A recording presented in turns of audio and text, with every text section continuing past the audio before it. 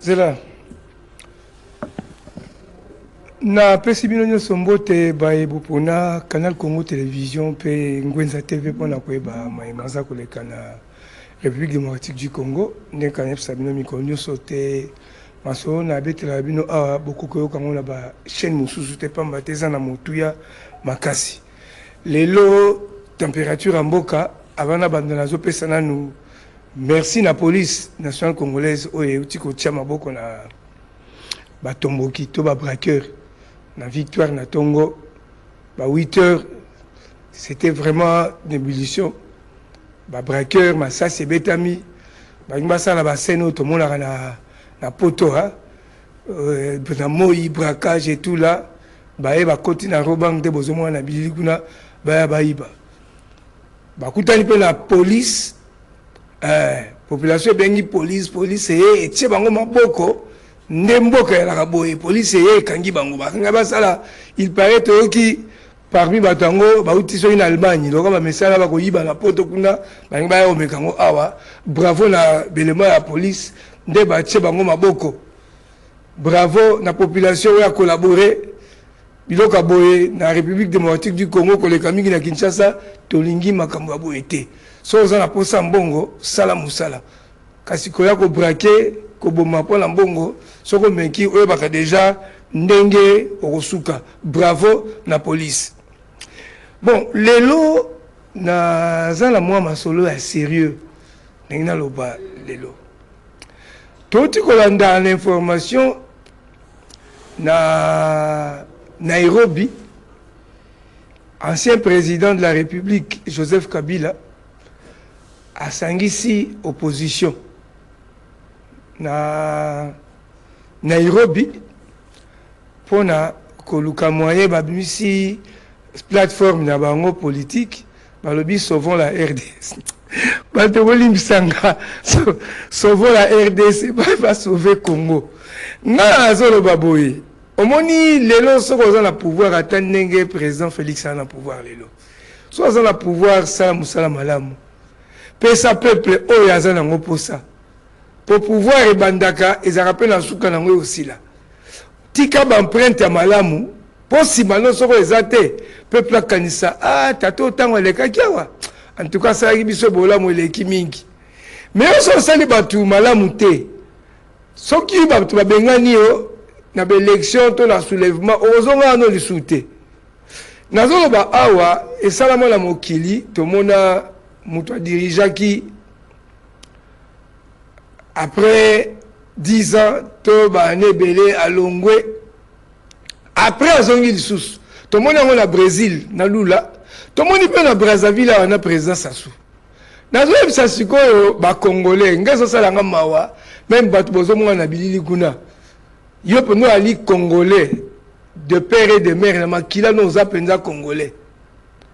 Okende ko trahir mboka na yo, osangana na banguna ya mboka na yo. Tu as vu que depuis Sun City, les Congolais ont signé un pacte. Tant que le gouvernement est 1+4. Les Congolais ont dit plus jamais dans le Congo, a comment la pouvoir. Donc, le mouvement est simi Minduki. Et le mouvement est Congolais T. Tout le monde qui awa président Kabila il a été accusé de soutenir M23 dans AFC. La justice congolaise s'est condamnée à mort. Donc c'est un condamné à mort. Nang aussi c'est un condamné à mort. Tout le monde qui peut bien qui mise aux vente aux enchères il y a qui suite na ngote. Lelo baki basanga na Nairobi pour na sauver Congo. Na évité ce qu'il est le président Kabila à cause d'un courage il y a combien de s'opposants aux Omonawa ba José Makila la Zomona ba Jean-Claude Vwemba ba Franck Diongo ezo salanga mawa ba Raymond Chibanda ezo salanga mawa na pasi omoni mutu nyonso aza na droit akoki ko rêver na ye rêve ya droit mutu nyonso mutu akoki ko rêver na ye nazomona ba Pero Luara ba journaliste eza choix ya mutu aosala Ngalobaka en tant que Congolais, il saignait la biso ko développer sens ya patriotisme bolingamboka. Soit te comme un niveau oyo, ah on a condamné le gouvernement. Na condamné le gouvernement na déficit ya communication. Vraiment bah que pendant 18 ans, il y a règne à Joseph Kabila. Makambunga na moni, makambunga na yoki, banquette nga na sala. Sur le babengi gabegie financière, ba détournement. Donc, mutu mususu, ndako qui reproché régime oyo, que ce sont des détourneurs, tribalisme et tout là. Régime mususu, mutu mususu. Mais bon, ba uti ko lekate. 18 ans à Kabila oyo. Donc, et ça, comme ça, on a 7 kikuni, on a et là, pas si. Moi, je pense que tant que cause Nabino Ali juste été, nous avons côté Abino Mabokoté. La vérité, c'est quoi? Tous les gens qui ont so, so ils ont vu la télévision que Mboka est tamoula malamu nous a monté lokuta. En tant que Congolais, tous subir bisonyo so, Mboka est tamoula malamu te. Kasi, ba o ba uti koleka, o ba saigner Mboka oyo, o ba détruire Mboka oyo, bazonga suna Congo. C'est que biso ba Congolais tozala se koleka nyama. Ça dit même nyama koleka biso na maele. Soki lelo batonga la moyena bilili. O Mosengo prélat catholique. Mosengo avant alongwana mabela déclaré lobi, il est temps pour que cette classe politique de médiocres dégage. Mosengo a qualifié qui bato tout bozomona kuna na Nairobi ba médiocre. Médiocre l'axi mabe koleka. Médiocre à l'okola lilala kopola, médiocre à l'okola. Donc, bakoki même pas qu'on dit malo. Si ko ba médiocre, ba yali sous na Congo. Ngazo lo be alingai ngwenza. Avec tout ce que je connais, pour l'ère il y a régime Kabila, ndenge lelo IG fait ça musala ba dénonciation, on ne dénonçait pas, on commécatait. Babaka mususu toyebaki okomeka même pas. Nazo rappela bino eza na grand nga kufaki. Yena mwasi ne ba boma e fraîchement. Franck Ngike paix à son âme na mwasi na e. Aki journaliste na référence plus. Abattu froidement yena mwasi na e ba boma bango. Régime oyo bazo lingozonga. Patrice Boto grand nga pe na ope sambote journaliste. À ça, on Makala pour avoir dénoncé et écrit un article 30 millions de dollars envoyés à Tanzanie. C'est-à-dire, on va te tuer. To bomba. Mais l'élo, batoyo, bazonga suna Congo, ngalo ba ngane na zalia ya lingai. Naebi que yala batumi ça tout cas na Congo, o bango bakoki on dima jamais que Kabila tia souma kone ao. Président Tshisekedi, Jean-Pierre Bemba nangai. Kabiso misatu wana. Bati mususu Kabila ko soki so baka soki. Ba après à changer côté de monaka, ba utaki na FCC ba comme pas Tshisekedi, le bipe soki mouvement ezalaka sérieux ba ko se retrouver kuna. Or jamais bateau ba comment la Congo jamais ngalo ba que ceux qui bateau ba kabiliste o ba détruire Congo yemo Kabila lo multimilliardaire les kinezo weso ke na mwanda plage mobimba ye hôtel ya o que normalement na salaire na koza na ngote ba Jeannette Kabila groupe na bango ils sont devenus des multimilliardaires ba saigner mboka. Population s'est retrouvée à Bengani Bino, siko boko simi mindo ki bolobi bozonga. Nga lo bakana la télévision soki batoyo bazongi su na mboko et la sibiso ba congolais toi le quoi ba niama ngala on changer nationalité. Na comme congolais mais à Brazzaville. Na comme la mena président Sassou Mukanda la sengi demande la nationalité na longue congolais RDC na komi congolais Brazza. Donc un exilté. Parce que c'est inadmissible. Comment ça peut être possible? Et puis, nous avons Moutou. Nous avons la Franck Diongo. namoni Franck Diongo kuna na Nzambe. Franck Diongo yo na 2011 bosali plateforme 7 soutien Etienne Tshisekedi. Franck Diongo, Jean-Claude Vwemba, Roger Lumbala, Chaloupa et tout là. Ça les plateformes va soutenir Tshisekedi. Ok, donc l'élection, c'est né déclaré Kabila gagné. Na rappela ka likambo mingi. Na terrain à Bekatef, ça la meeting populaire. Dieu Mindonga la joie parole. Banakin occasion de pesa melibiso to benga la Rwanda la pouvoir. Na ba Franck Diongo.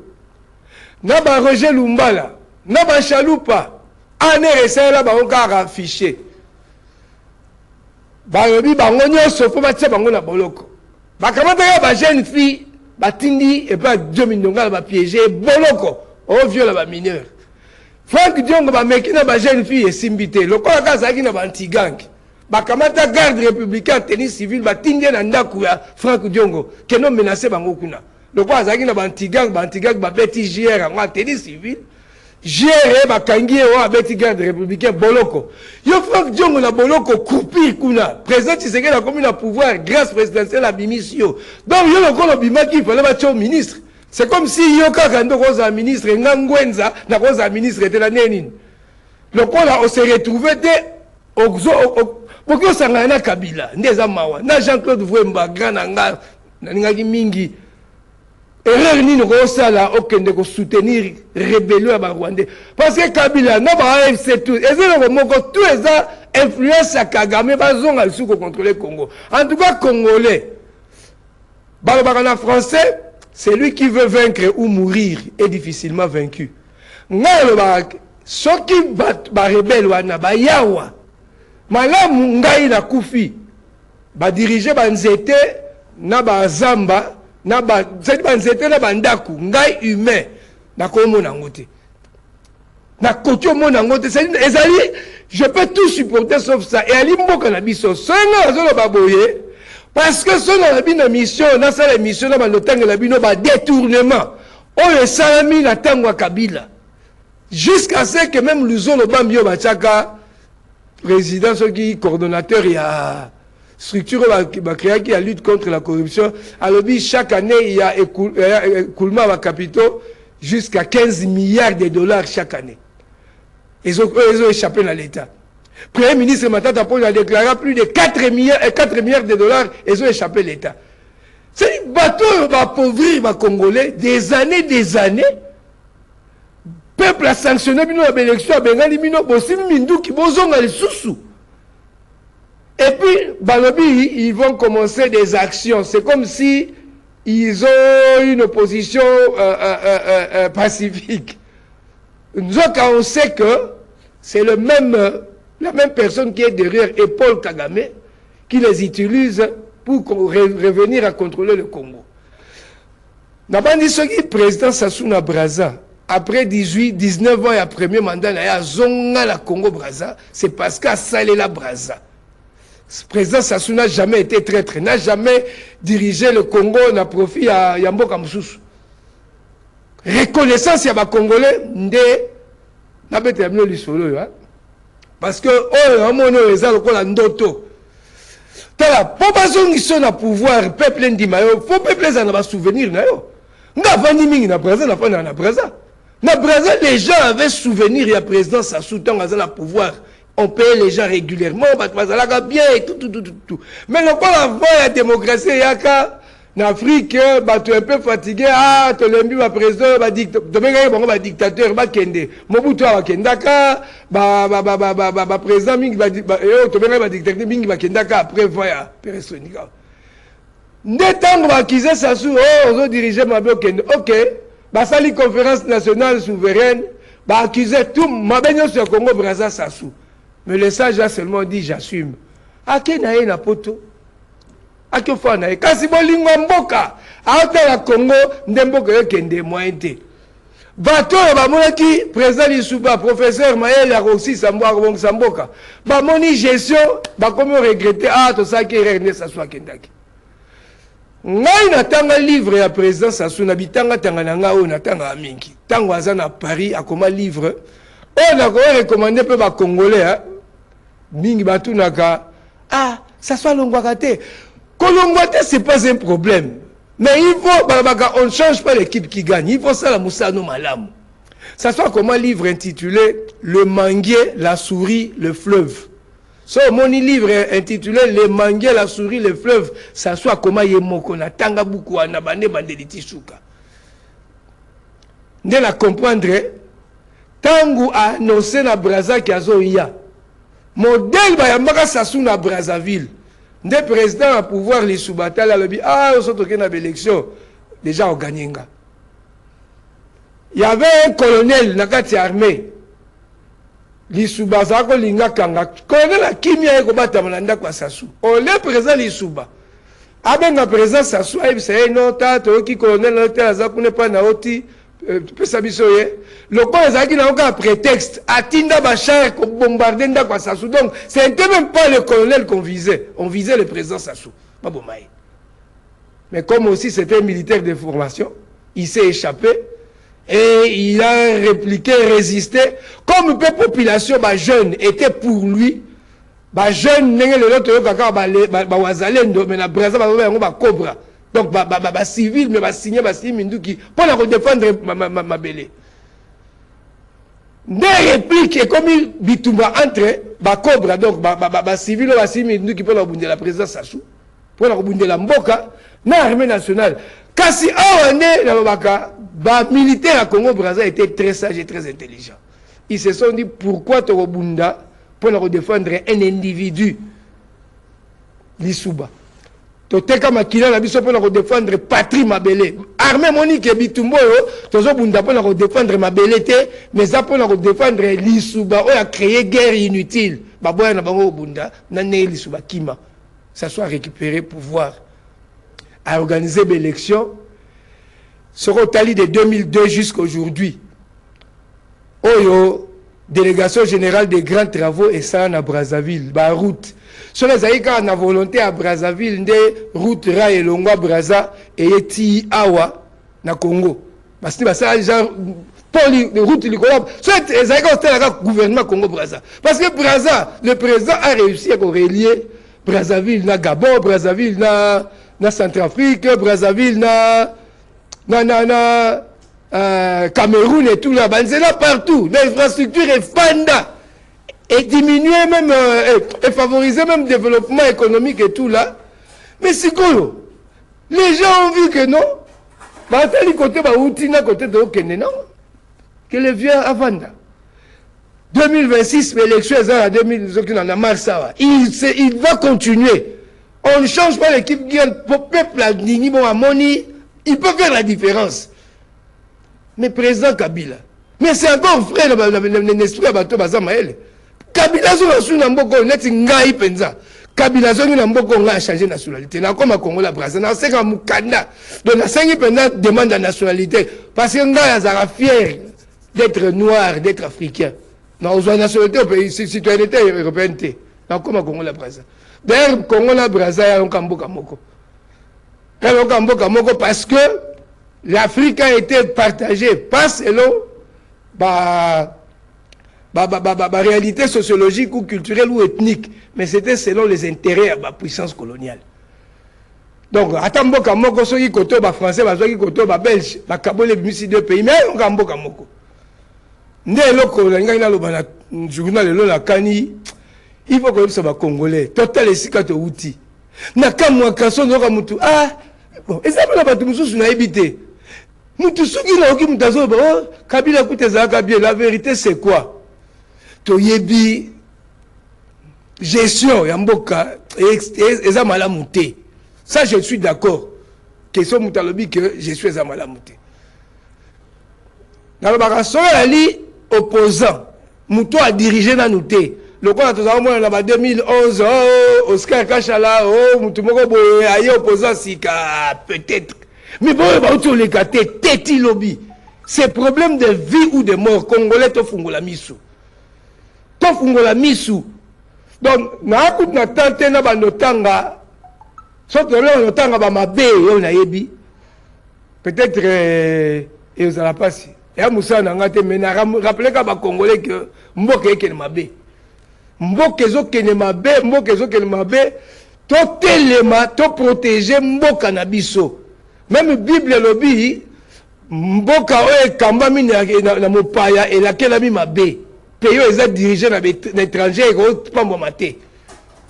To telema, ko barre route na ba agresseur ba sangay na ba rebelle à lokuta. To soutenir le gouvernement dans ce sens.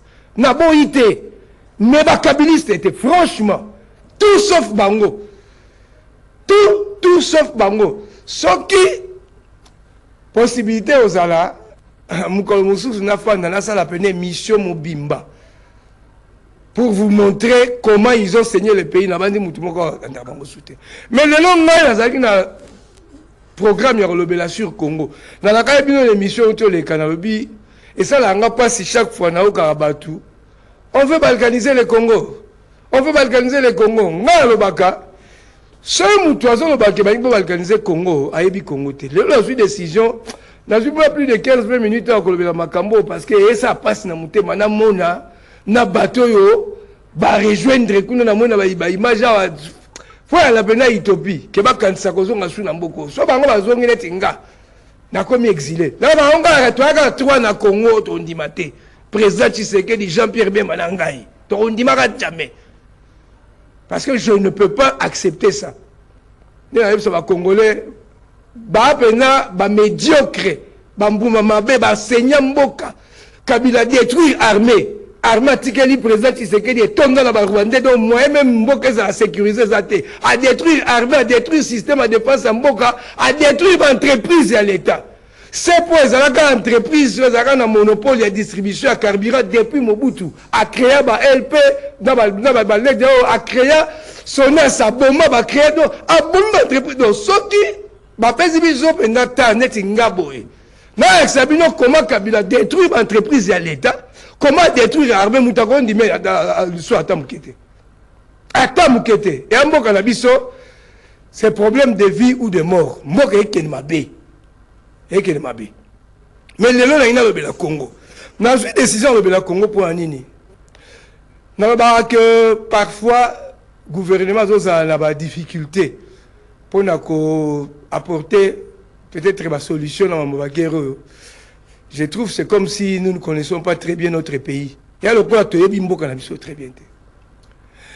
Naïna le Congo, au Babengi Congo, avec superficie, il y a 2 345 km².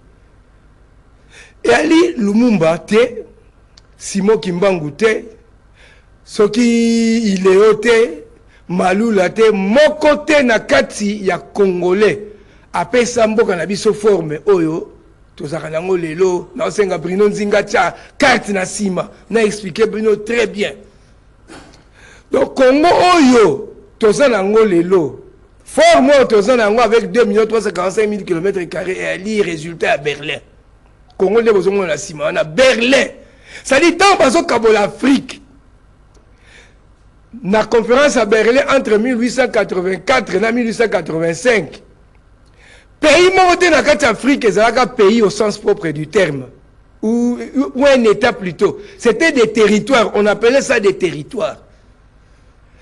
Bon, quand on a vu ça, 1876 jusqu'à 1978, tant que Harry Morton Stanley, roi Léopold d'Atindie exploration, pour à trouver un territoire, roi pour exploiter un minerai, à développer Belgique. Stanley a ça plus de 2 ans à Tambola, Congo, Mobimba.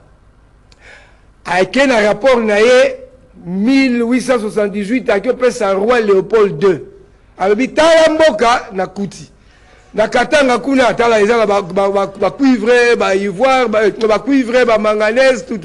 Na Kivu ezala coltan, na province orientale ezala or, Équateur ezala diamant, ezala bois, ba Congo ezala na pétrole, na Kassai, ezala diamant. Donc à décrire mboka très bien, habitant la richesse na Kuti na mboko. Mais le cola Stanley salaka anglais.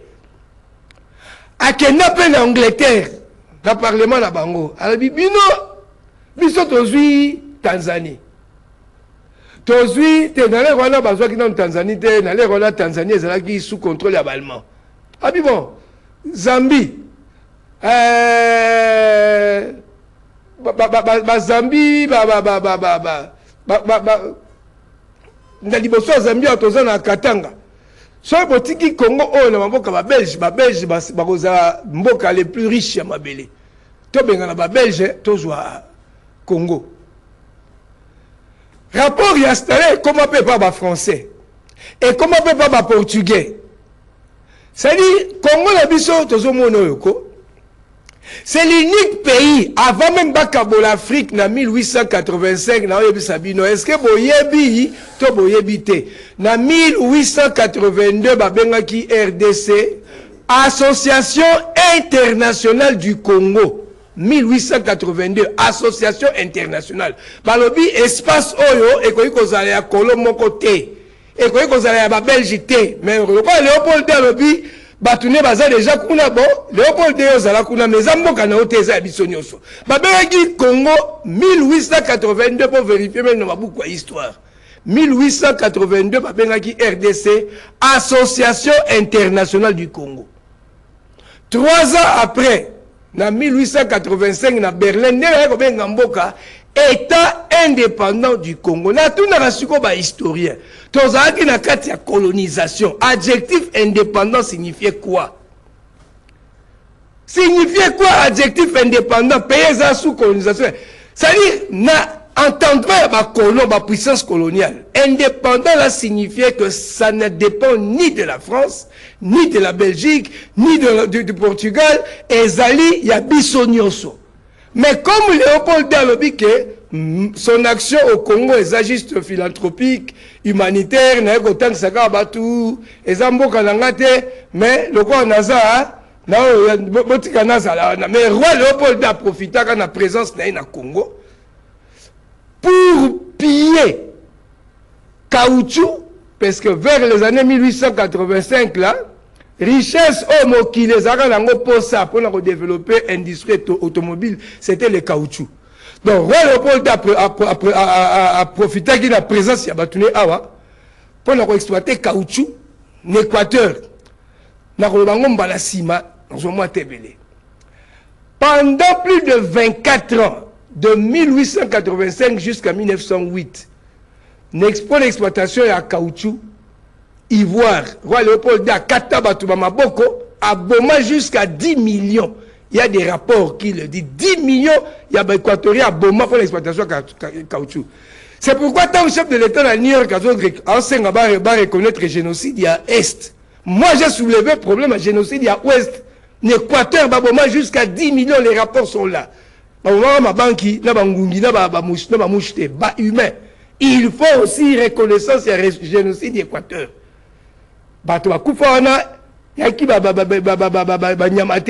Il faut réparation. Quand il y a génocide, il faut réparation, il faut justice transitionnelle. Donc, c'est le temps aussi de commencer des mouvements pour amener la Belgique à réparer pour le génocide de l'Est. Donc, nous avons pour la Congo. Donc, Congo, Oyo, ezali œuvre ya ba puissance coloniale. Bangonde basala que Congo ezala na 2 345 km². Soki ngai na oka pasi, ozomona pena intellectuel. On veut balkaniser le Congo. On veut balkaniser le Congo na tout naka. Congo biso o batu balobaka balinga balkaniser. Ali Congo na yo, Congo na ngai bien Congo na bango. Balkaniser Soudan. D'abord, moi, balkanisation est outil dans Balkan, qui est une province ou région à Afrique, Europe du Nord. Oui, la Croatie, la Yougoslavie, la Herzégovine. Et à la territoire Moko, suite à la guerre, la tension et tout là, de chaque ethnie ou peuple, et c'est autonomie, l'indépendance, et créé un État belé, reconnu dans l'ONU. Nous avons la balkanisation, reconnu dans l'ONU. Mais quand il y a Kivu, quand il y a RDC, dans le Bagango, soki mutu azoloba que balingi ba balkaniser Congo na mona ki ayebi Congo te. Que ça soit un docteur ou nanine. Parce que so balingi ko balkaniser Congo ne depuis kala. D'abord mutu ali boso wa pimisa Congo ya ko likamba ko balkaniser Congo na 1960. C'était Lumumba.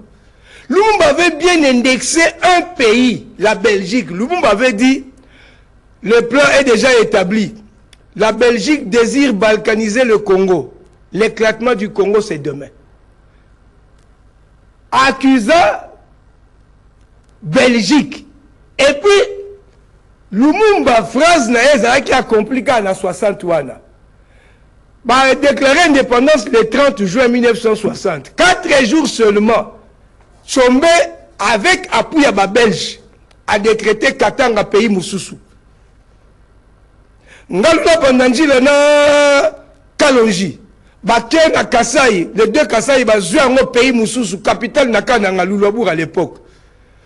Gizé Naka a province orientale. Le Congo était, entre guillemets, balkanisé. Si on a tout le Congolais, on va balkaniser le Congo. Nande a zone Sara Congo na forme ezao. Yo, on a balelo qui va balkaniser le Congo. Moutazong Sara Congo, quand on nous dit ONU est Zanani. Est-ce que Mobutu ou Kassabou avait le pouvoir ya ko bengala ba rebelle ya Tshombe? A bengala Tshombe ba bengani Tshomba kimi en Espagne, ba bengani ba Kalojina ba Bangalula ba Gizenga ba soksi Congo boy. Batu bazong sa Congo boyeza bato ba pesa ki yango formo ba vana na Berlin toutes ces puissances coloniales là. Balobi bitin na biso faisait la kaboy. ONU et ya na 1960 à ONU. Baye basalaka 3 ans parce que bayaka réellement pour la zong sa Congo ndenge zaboy. Et si bazongi na beaucoup on a publié intitulé La résurrection du plan de 30 ans na lobeli guerre à Est. Guerre à Est est conçue pour 30 ans. Nous avons une décision pour la mettre la bino lisolo à Congo. Ce qui est Congo c'est grave. D'abord, tant Belgique est bandimi Belgique et va en Congo. Plein de Belges qui va en Congo pendant 100 ans. Un siècle, 100 ans. Mais pour comprendre l'indépendance, il faut comparer RDC, nos pays voisins, au Congo-Brazza. Et d'ailleurs, Congo-Brazza, pendant l'époque coloniale, n'était pas un pays. Mais Congo-Brazza faisait partie de l'AEF, Afrique équatoriale française, qui était un territoire regroupant 4 pays. Le Tchad, Ubangichari, Ozalelo Centrafrique, Congo-Brazza, Gabon. Tous les 4 territoires, wana Mboka Moko, capitale nango na Congo-Brazzaville. Capitale na bango na Congo-Brazzaville. Omoni? Donc, Afrique équatoriale française, n'est pas qui pays voisin à RDC. Nous avons la Brazza là, aujourd'hui Congo-Brazza, Congo-Brazza, Tchad, Centrafrique, na Gabon. Les 4 pays, les Aki Mboka Moko. Si quand tant que tu commis, na 1900, bon, pour Bruno Assalanga si ta eza sous-souté, na ina lo que Congo oyo, batu ba pesa ngo forme oyo, et ali Occident, et ali batu ba fa na Berlin, na batu wana mutu moko ana posa ya kokata Congo te. Oh, qui veut comme en Rwanda. Mais tu as vu et il y a ambition à Rwanda, ambition à Kagame à contrôler Kivu pour développer Mbokanaï. Mais comprends qu'on soit Kivu. Nous avons balkanisé Congo. Balkanisation, c'est supposé que reconnu à niveau, il y a ONU. Donc on a Soudan, le Kabwana, Soudan du Sud, Soudan du Nord. Na Congo, même le niveau Conseil de sécurité, et ça, Mboka Moussou Baza d'accord que Rwanda contrôlera Congo. Donc, il y a ma kambu, nous avons sunga biso télévision et ngonga, nous sommes obligés à kokata, na continuer pour continuer avec le même sujet pour les samino que Congo oyo biso tete pesa ngo forme oyo. Congo oyo babenga ngo liboso association internationale du Congo. Donc, ils ont un pays monté na kati Afrique. Oyo babenga kiango ezaki na statut ya association internationale ke baloba ke oyo eza ba français te ya ba belge te ya ba anglais te ya ba portugais te ya ba espagnol te et ali ya biso nyonso mboka na biso oyo soki tozalaka colonie belge ke ezalaka ya ba belge seulement baka obenga mboka na biso na 1882 association internationale te Na 1885, babengi yango État indépendant du Congo. Na sepelaka na traduction nango na anglais. Ba anglais ba traduisa yango te in the independent state of Congo. Non, non. Ba anglais ba traduisa yango Congo Free State. État libre du Congo, libre de Yamutute. Ya biso nyoso. 82 babengi yango association internationale. 85 État indépendant du Congo. Nde na nini na l'ère indépendance pota esili nazoko tia moi point virgule awa Bruno Nzinga tia ngai photo dédicace na nyabosana yali na ndeko na ngai camarade bozomona awa nazopesa joyeux anniversaire na Rebecca Kalume nzamba bakselon sumi ko lebele apambola yo apambola ndaku apambola bana yo apambola nyoso donc ce qui obengi biso tokoya donc joyeux anniversaire Rebecca Kalume nde na zoko suksa awa na dédication pour na koloba TV Zangonga na banzi na mikolo zoya toko continuer sur Congo. Lelo na bisi binoka à Congo ezalaki ou ezali butin de guerre ne babenga roi butin de guerre donc Congo yali fort moto za nango yali Berlin balingi ezaka boye so balingaka Congo kokata ngo nde basi bakata kala parce que depuis 97 na chute à Mobutu batu bapesa Congo fort mo ils ont réussi à nous dépouiller de notre système de défense nde Congo ese kenda kala mutu alingo balganiser Congo azate. Na continuer na mbalasima na expliquer bino bo comprendre même indépendance au biso ya Congo tozora ngo ndenge nini soto même pas ndé tozo indépendance ya mboka ndelo ko masu problème na mboka il faut toyeba même mboko oyo poto comme indépendant ezalaka ndenge nini omoni mboka na biso poto comme indépendant eza même pas lutte balumumo basala awa. C'était les Anglais, les Américains et les Français qui ont développé en Balasima. Pour les lots, on a pesi bino merci bino la télévision pour la la pesi mbote na Congo Brazzaville na son excellence Henri Djombo na pesi mbote na couple Kwangulu na Pointe-Noire, colonel Alain Kwangulu na maman Marthe Kwangulu, révérende pasteur et église consistoire Yindula ya Pointe-Noire, église évangélique du Congo. Na pesi mbote na député Eric Gérard Bokilo ya Potopoto. Sans oublier Géry Ama Odoukouré, Moninga ya Potopoto, Oyo Motoba na Potopoto ba sepelaka pona bola munaye. Pona lelo na sukiawa bo ndeto kutani pona Balasima.